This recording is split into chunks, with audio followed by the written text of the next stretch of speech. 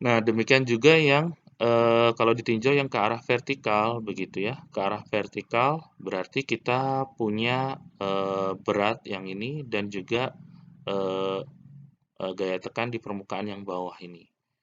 Dan juga yang proyeksi dari garis miring ini ke arah vertikal, di mana dikali cos begitu ya. Berarti di sini PZ, do X, do Y ini adalah yang dari bawah ke arah atas, berarti di sini positif kalau di notasi ini, sedangkan yang proyeksi ke vertikal yang dari PS-nya ini akan menjadi PS do X do S dikali cos theta. Kemudian yang berat bendanya ini gamma do X do Y do Z per 2. Nah, ini berarti sigma gaya-gayanya dari diagram bebas sudah bisa dijabarkan di sini sigmanya. Penjumlahannya begitu dari arah positif dan negatif. Kemudian massa dikali percepatan ke arah Z. Ini hampir sama seperti sebelumnya, jadi harusnya ini cukup mudah dimengerti. Nah, dari sini bisa disederhanakan, karena misalkan kalau kita perhatikan persamaan yang awal, ini ada do X, ada eh, ya, do X-nya ada semua, terus kemudian di sini juga ada do X juga, terus kemudian kita punya hubungan ini bisa mengkonversi dari geometri ini antara do S menjadi do Y dan do S menjadi do Z. Jadi nanti kita akan sederhanakan bentuknya.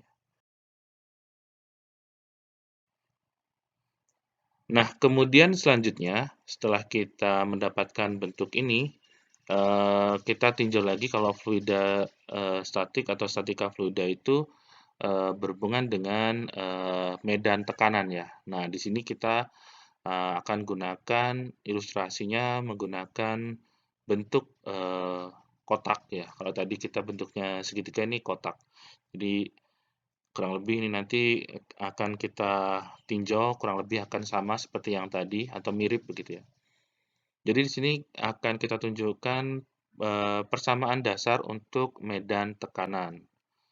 Bagaimana tekanan dalam fluida yang tidak memiliki shearing stress itu bervariasi dari titik ke titik. Nah, itu untuk menjawab pertanyaan ini kita pertimbangkan elemen kecil persegi panjang dari fluida yang diambil dari suatu massa fluida. Kalau tadi bentuknya prisma segitiga, ini saya buat ilustrasi bentuknya kotak. Nah, ilustrasinya kecil seperti ini. Nah, nanti di sini ada dua jenis gaya yang bekerja pada elemen ini adalah surface force atau tekanan pada permukaan atau gaya pada permukaan ini berkaitan dengan tekanan dan body force. Nah, di sini itu berkaitan dengan berat elemen. Ada juga sebenarnya ada yang lain itu terkait dengan medan magnet. Nah, tetapi tidak dibahas atau diabaikan di sini. Jadi biasanya kalau kita lihat fluida itu kan ada yang sifatnya ion ya, ada dipole begitu ya. Jadi di sini kita anggap sebagai medan magnetnya tidak terlalu dibahas di bagian mekanika fluida. Jadi ini nanti ada dua bagian ini. Jika tekanan di pusat elemen ditetapkan sebagai P, maka tekanan rata-rata pada bagian permukaan dapat dinyatakan dalam P dan turunannya. Jadi kurang lebih yang misalkan di tengah-tengah itu P, nanti kita akan coba tunjukkan variasinya. Nah, mungkin kalau ditinjau dari diagram bebas ini saya sedikit lebih panjang untuk mendeskripsikan supaya ini ya kita tahu ya arah panah ini ada maksudnya begitu ya. Jadi di sini yang di tengah-tengah ini kan ada titik tengah ini titik tengah dari kotak itu ditinjau ya dari segala sisi dan kemudian untuk penyederhanaan yang arah X-nya tidak digambarkan. Terus kemudian yang bagian tengah ini juga ada terkait dengan berat elemen fluidanya. Ini ada ke arah atas, ke arah bawah, kemudian berat, kemudian arah samping ya. Oke. Nah, di sini mungkin yang berbeda itu ada penjabaran ya. P-nya ini ada posisi plus dan minus di bagian bawah ada minus di sini dan positif di sini. Nah, di sini berarti ada variasi tekanan nih sepanjang sisi misalkan vertikal atau sepanjang sisi yang horizontal.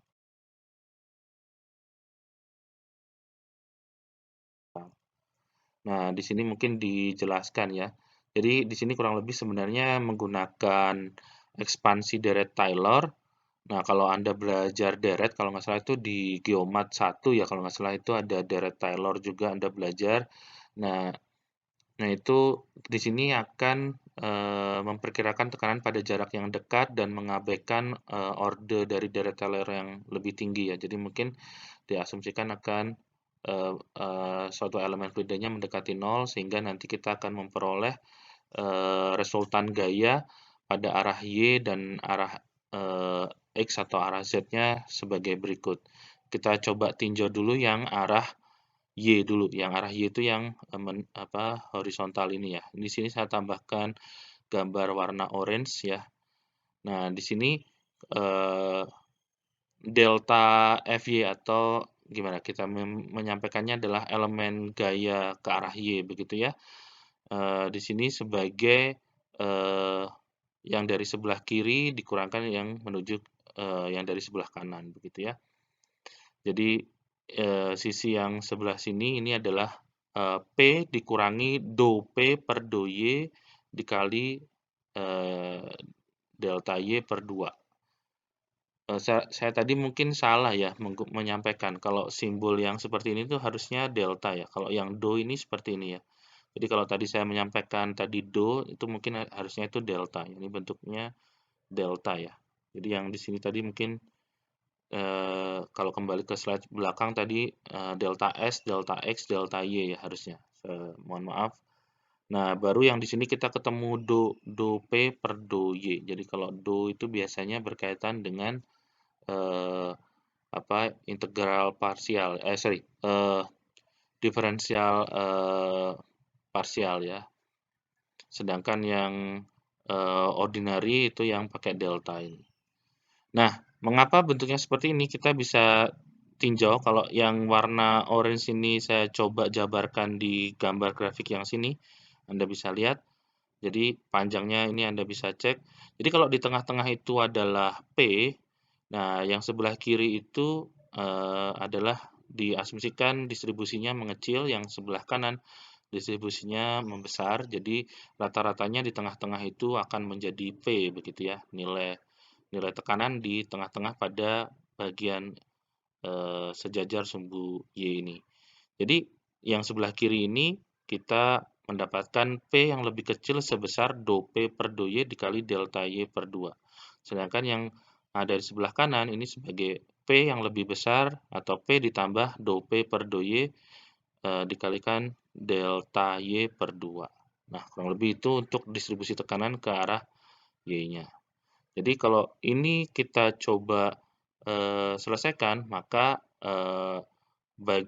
penyederhanaannya kita akan mendapatkan P dan P ini akan saling menghilangkan sehingga kita akan mendapatkan negatif ini dikurang ini berarti negatif ditambah negatif, jadi perduanya akan hilang menjadi bentuk yang seperti ini. Nah, berarti yang ke arah X juga sama asumsinya dengan bentuk seperti ini, nanti akan dapatkan bentuk seperti ini, dan yang ke arah Z juga sama ya, terutama yang ke arah Z yang di permukaan. Sedangkan yang di berat ini belum diperhitungkan, jadi kita punya delta di permukaannya kurang lebih bentuknya seperti ini. Jadi ada 1, 2, 3.